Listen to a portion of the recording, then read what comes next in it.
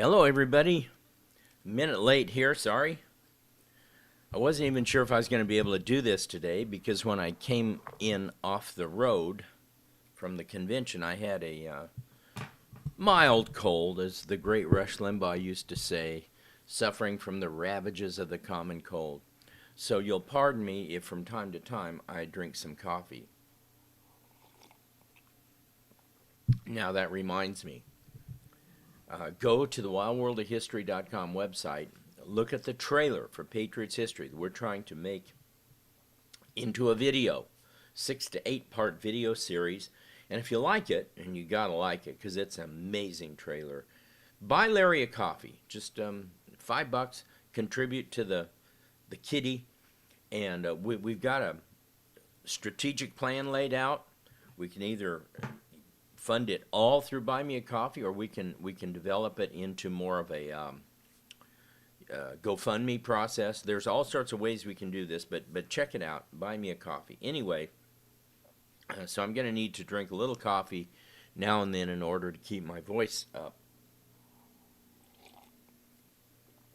Okay, so this is Patriot's History, and we're about to finish Chapter 1 already. I think it's been this will be our 12th lesson, and so it took us 12 lessons to get through the intro and Chapter 1.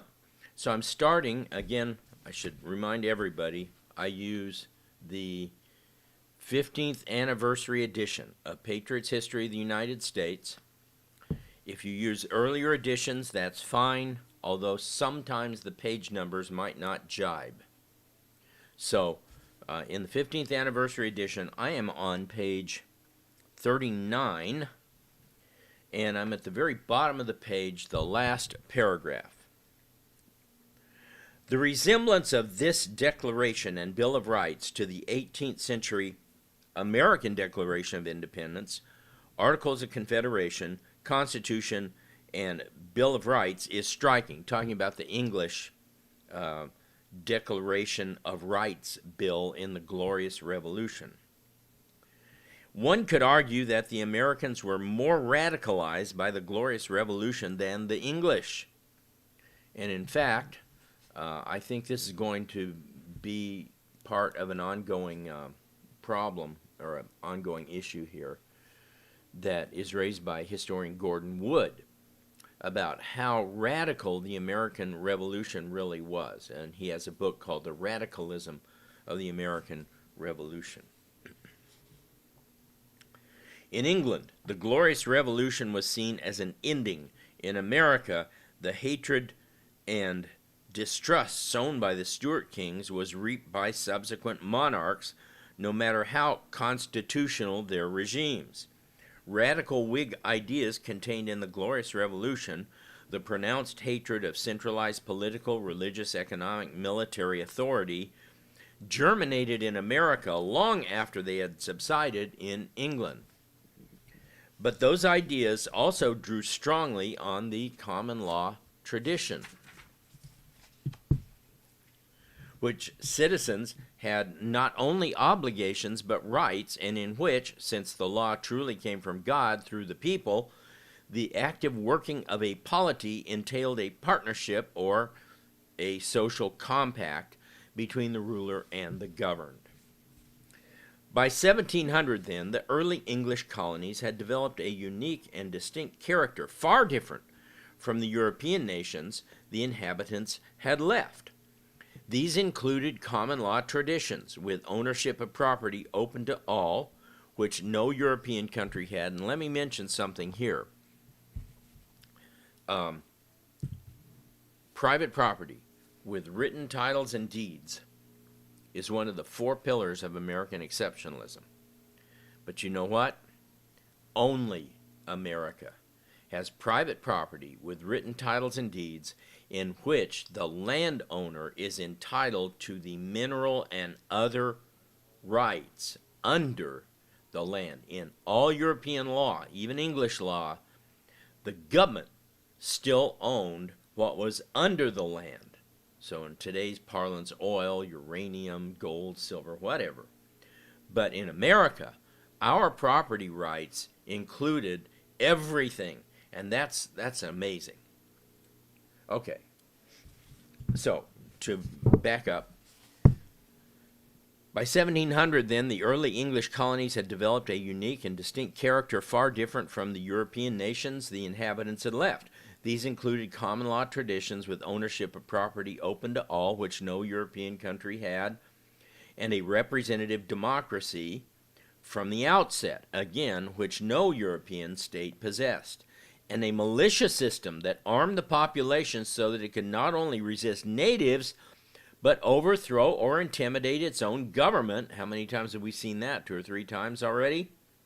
Bacon's Rebellion, Leisler's Rebellion. When it became oppressive, virtually unknown in Europe. All contributed to an American exceptionalism. In the last 2 decades, historians have desperately attempted to deny this American exceptionalism on 2 fronts. First, they've emphasized the European heritage of the immigrants, introducing a postmodern, quote, global community approach that sees nationalism as an antiquated vestige of the modern era.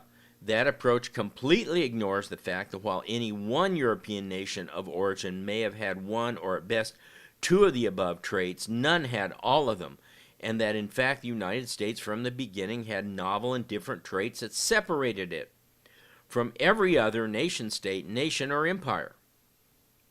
Then, of course, there is the approach of the critics such as Howard Zinn, in which the only thing exceptional about Americans is their ability to terrorize and wreak havoc on the world. Religion played a crucial role in not only the search for liberty, but also in the institutions designed to ensure its continuation. From the Mayflower Compact to the Charter of Liberties, colonists saw a close connection between religious freedom and personal liberty. This fostered a multiplicity of denominations which, at the time when people literally killed over small differences in an interpretation of Scripture, quote, made it necessary to seek a basis for political unity outside the realm of religion. In other words, from the get-go, within 40 years of Jamestown, we had Anglicans, Quakers, Baptists, Anabaptists, Puritans, and a wide variety of Puritan sects, including those of Anne Hutchinson and Roger Williams. So, you could not have a basis in Catholicism or in Lutheranism or in Anglicanism because too many people weren't that. You had to have something else. And that became the national polity. So, to go way ahead, and I'm not minimizing religion at all, but when Lincoln spoke of a kind of civic religion, this is what he was talking about. It's a commitment to the idea of religious rights, toleration, and faith, that you're allowed to practice your faith in America. Now, that faith cannot impinge on other faiths, right? Lincoln would not tolerate for 1 second what is happening in Minneapolis, or as I call it, New Mogadishu, in which you have Muslim prayer calls to prayer blasting out. That would not be acceptable. So your faith is valid so long as your faith does not involve overtly and oppressively evangelizing others.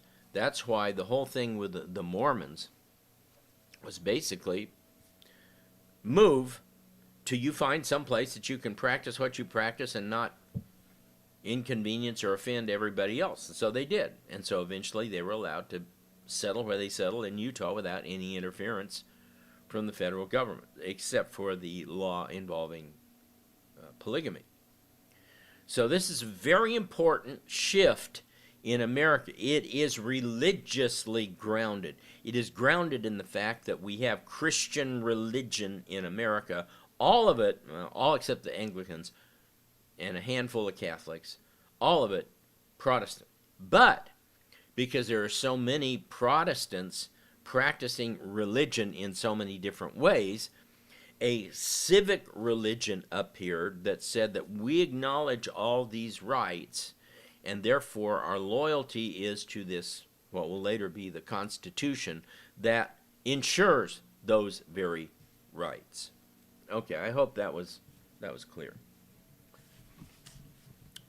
Continuing on page 40, middle of the second full paragraph. Religion played a crucial role in not only the search for liberty, but in the institutions designed to ensure its continuation. From the Mayflower Compact to the Charter of Liberties, colonists saw a close connection between religious freedom and personal liberty. This fostered a multiplicity of denominations, which, at a time when people literally killed over small differences in the interpretation of Scripture, made it necessary to seek a basis for political unity outside the realm of religion. At the same time, the predominant Protestant flavor of the American colonies meant that there was a rejection of top-down authority even among American Catholics. Is this remarkable or what? Even the Catholics basically became insulated from Rome and kind of did their own thing here. That's why the American church is not too often concerned with being called an affiliate of Rome. This is why the attacks on John F. Kennedy as a Catholic in 1960 didn't work, because we had seen that American Catholics were not papists, that they were not looking to the Vatican for guidance and direction as to what to do in political life. That was pretty obvious by 1960. Okay. Yet non-Protestants from Europe tended to bring with them civil law, not common law, traditions with an autocratic religious structure, and the new bottom-up approach had to be learned. It wasn't easy for everybody, especially as we see in the late 1800s. We're going to get waves of immigrants who are steeped in dictatorial traditions, socialist traditions, tyrannical traditions. They come from Southern and Eastern Europe, where you had a lot of kings, where you had a lot of dictators, you had a lot of tyrants, and Central Europe, where you had a lot of socialism in the late 1800s. And so they come over with this kind of, I won't say love for, but I will say affinity for socialism and top-down government that doesn't exist in the more northerly British, Dutch, even to an extent French traditions. A second factor, economic freedom, particularly that associated with land ownership and the high value placed on labor throughout the American colonies, formed the basis of a widespread agreement about the need to preserve private property rights. The early colonists came to the conclusion that the Indians' view of land never could be harmonized with their own. That is, you can put up fences and you can own your own property. Indians didn't believe that. By and large, some did, but most did not. They saw no inherent contradiction in taking land from people who did not accept European-style contracts, while they continued to highly value their own property rights. In other words, it's really not that weird that they can, quote, take land from the Indians. The Indians didn't have the land. They didn't believe that you could own the land. So how can you take the land from somebody who doesn't own it? That's the way they rationalize this. But once you do own it, your private property rights are extremely important and will be over time as we see this unfold. Equally important, since the Indians did not embrace the same connection of property rights to liberty, i.e. property was what ultimately distinguished them from being a slave, the English did not view them as having the same natural or political rights as free men. With property open to all, class distinctions disappeared rapidly. So, it's not a justification. It is an explanation, a historical explanation as to why prejudices appeared that would say that you can do certain things to Indians that you could not do to other Europeans. It wasn't racism. It was a view of the world that said they don't have the same concepts of property, hence the same concepts of liberty that the other Europeans do. Thus, we cannot treat them with those same constructs. See, if you're not playing the game by the same rules, you can't expect to be treated by the rules of the game.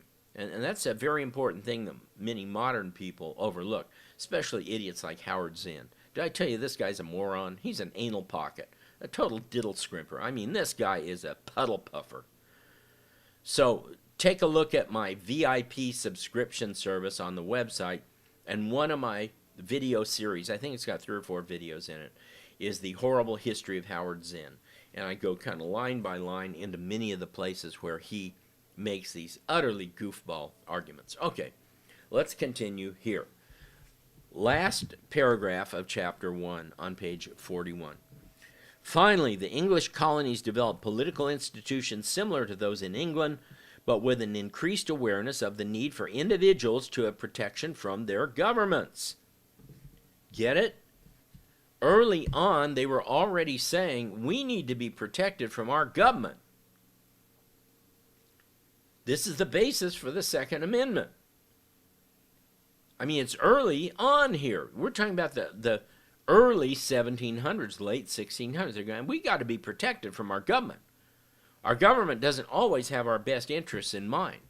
Our government doesn't always protect us from the Indians. Our government often passes taxes or other levies that we don't like. Our government often tells us who can and can't vote, much to our chagrin.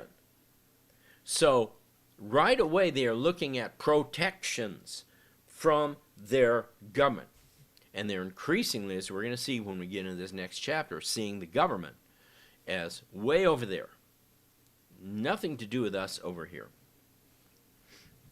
As that understanding of political rights percolated up through the colonial governments, the colonies themselves started to generate their own aura of independent policy-making processes, or what would later become known as federalism.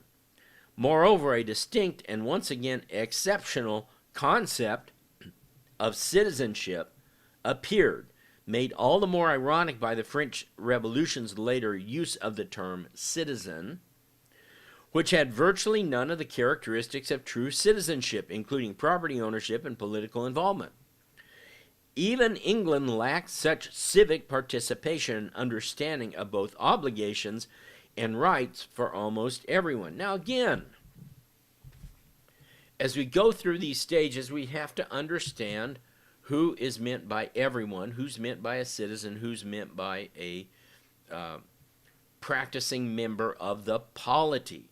And in this case, it is white adults who own property, because property was associated with freedom. Freedom was associated with personhood. In essence, you were a free person because you had land. Okay? And as a result, those are the people who get to vote. Now we will see by the early 1800s that starts to change pretty radically. And eventually, most states remove all property requirements to vote. And of course, by the 20th century, we remove sex requirements to vote. Women can vote too. But at the time, when they talked about free people, they were talking about white adults who owned property. Because Indians can't be a part of this because they don't believe in owning property.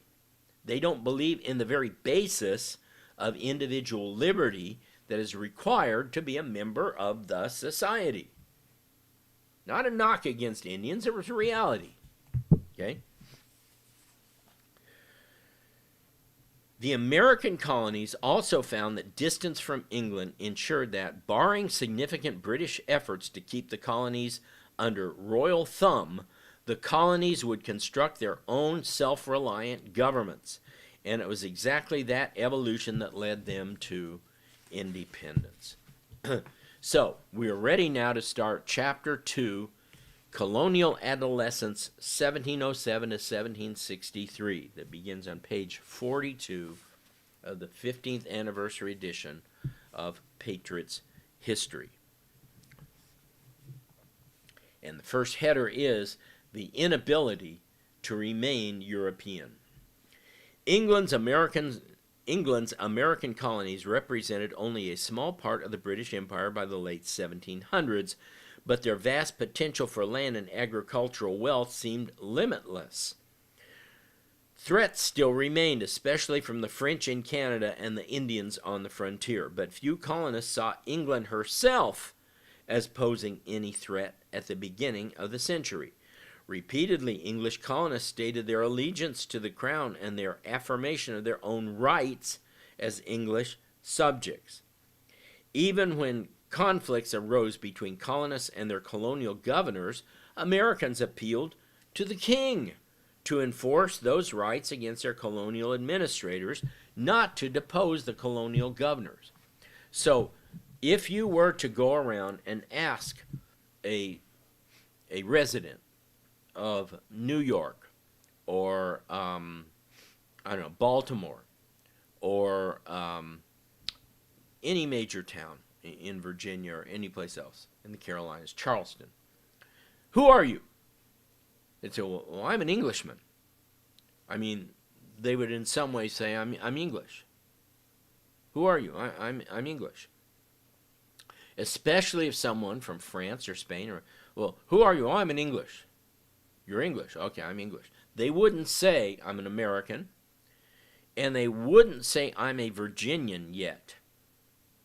Okay, they would still self-identify with the mother country, and that's pretty important to understand this as we go through.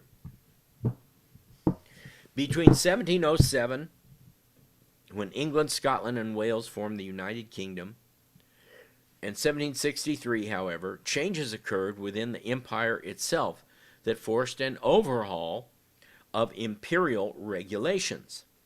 The new policies convinced the 13 American colonies that England did not see them as citizens, but as subjects, in the worst sense of the word. Now, everybody in England was a subject of the king. We get that. But by this time, they had the Whig notions of freedom, that they were individual people with rights. By attempting to foster dependence among British colonists throughout the world on each other and ultimately on the mother country, England only managed to pit America against the other parts of the empire. At the same time, despite their departure, backgrounds, and histories, their disparate backgrounds and histories, the American colonies started to share a common set of understandings about liberty and their position in the empire. On every side, then, the colonies that eventually made up the United States began to develop internal unity and independent attitude. And then, of course, I have the timeline here, and as is my habit, I don't read the timelines. Now, I may get into this later, but let me explain. First, let me take a sip of my coffee. Remember, go to the website, buy me a coffee so we can turn this into a movie. Let me explain mercantilism. An Englishman named Thomas Munn, M-U-N, in 1620 developed the economic theory that we call mercantilism. No H, it's not merchant. Mercantilism. Under mercantilism, point number one, all wealth was gold, silver, precious jewels. Gold, silver, precious jewels. That's all that wealth was. Now later, a group called the physiocrats in France will say, we better add land to that. Wealth is land, gold, silver, precious jewels. And it's only with the capitalist revolution in 1776 that we begin to get people saying, you know what, we need to add to that time, talent, and energy. That really wealth is gold, silver, precious jewels, land, time, talent, and energy. And of course, by our day, really, we pretty much believe that wealth is time, talent, energy as represented by ownership of physical forms of wealth, such as money, gold, silver, precious jewels. So that's point one of mercantilism, that wealth is gold, silver, precious jewels. Point two, nations should seek to acquire more wealth, more gold, silver, precious jewels. How do you do that? Point three, nations should attempt, when possible, to trade peacefully for gold, silver, precious jewels. Everybody understood you could get this through war. You can get anything through war, but it always comes at a huge price.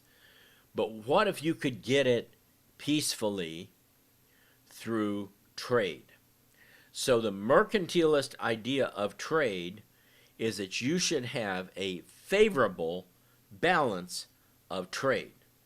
That is, you should be selling more than you buy from foreign countries. Now, whether that's legitimate in our day and age is up for debate. I think you could say that President Trump is a little more of a mercantilist than he is an outright capitalist, in that he believes in America first and America getting the better of trade deals. But I don't think Trump would believe that every trade is a zero-sum activity, as the mercantilists believe. To the mercantilists, there's a winner and a loser in every single trade exchange. Okay, somebody's going to lose. And that's not true. In almost every exchange, there's each side wins something. Now, who wins the most? Well, it kind of depends on what you want the most, right? If you want a copy of Patriot's History of the United States, you are going to pay for it with your time, talent, and energy in the form of a dollar bill. A dollar bill is the physical representation of your, and I'm talking to you, of your time, talent, and energy. When you hand somebody $25 for this book, when you give me $25 for this book at a convention, you're really giving me 25 units of your time and your talent and your energy as expressed in your work in return for a very physical and obvious manifestation of my time, talent, and energy as reflected in this book.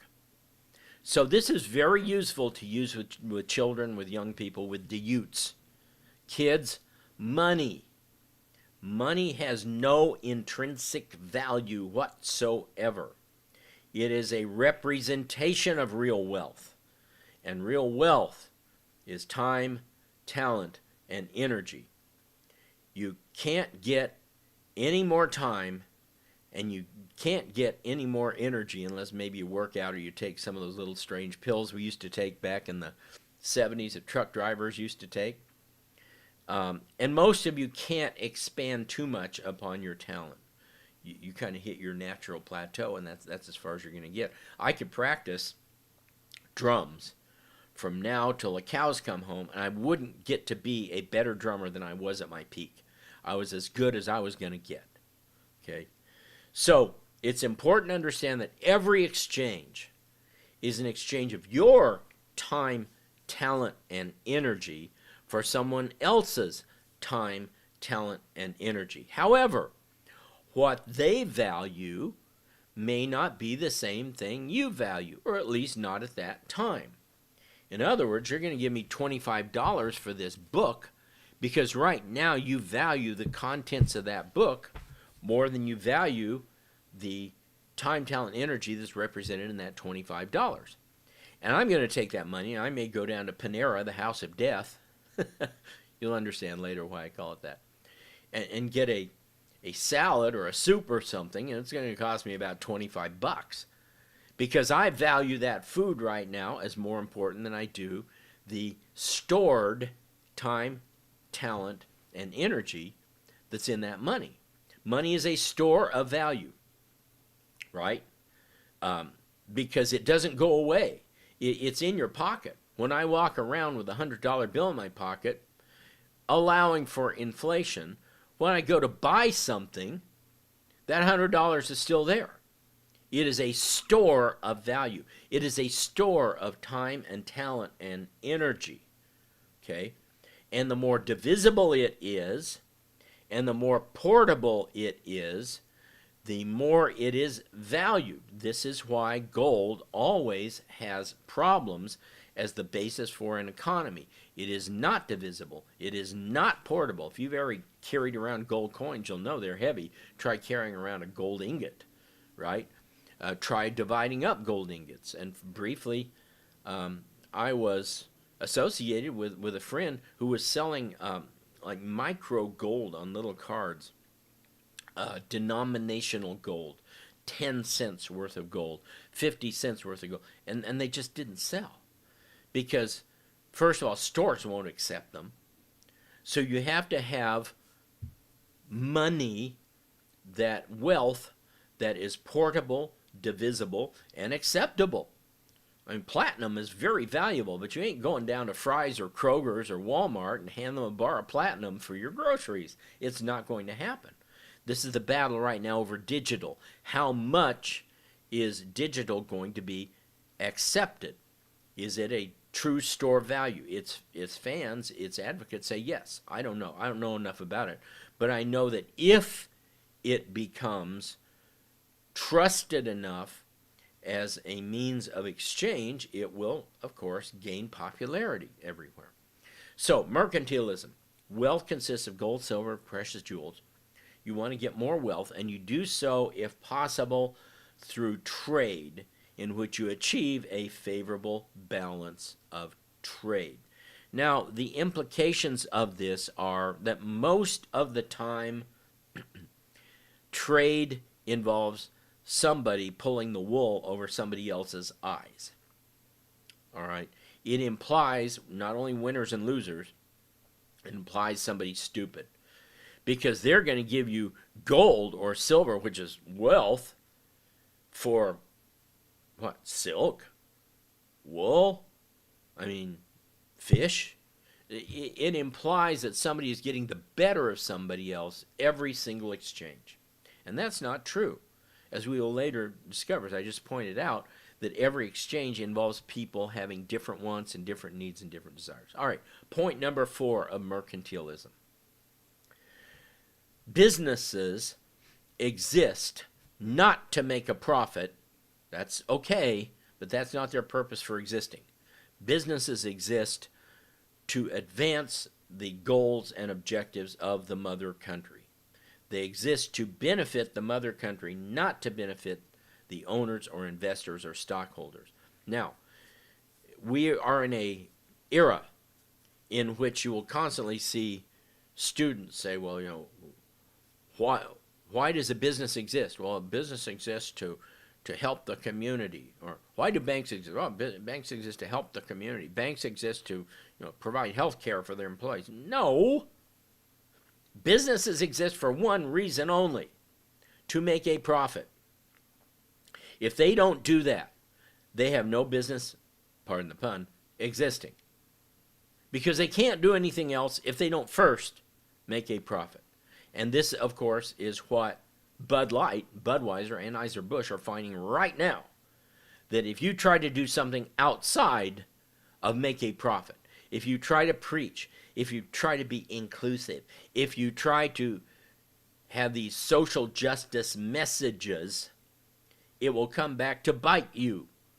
Because people aren't buying Budweiser or Bud Light because they want to hear from various social justice warriors. They are buying it because they like the taste, flavor, or whatever else, heartiness of a particular type of beer. That's the only reason they buy it. They don't buy it because it has beautiful cans. They don't buy it because Bud gives part of its proceeds to save the whales. They buy it because they like the beer. So, that's mercantilism. Now, under the mercantilist system then, all of these American colonies, everybody repeat after me, all of these American colonies, in the eyes of the English, in the eyes of the companies that set up these colonies, all of them existed to advance the interests of England and to benefit the mother country. And if they made a profit, great. That's how they would advance the interests of the mother country. But if they didn't, they'd be canceled. They weren't over here just to settle. They didn't come over to settle. That's why our friends at Plymouth, the Pilgrims, had to tell the king basically they wanted to come over here for an economic colony. They didn't say, "Whore Babylon, we want to go over there because you're a corrupt, evil harlot." No. They said, "Oh, great king, we want to advance the interests of England, the mother country, and here's how we're going to do it." Okay, so that's mercantilism and the mercantilist system. Now, let me just go a little bit further here. I know I may be getting a bit ahead. Excuse me while I take a swig.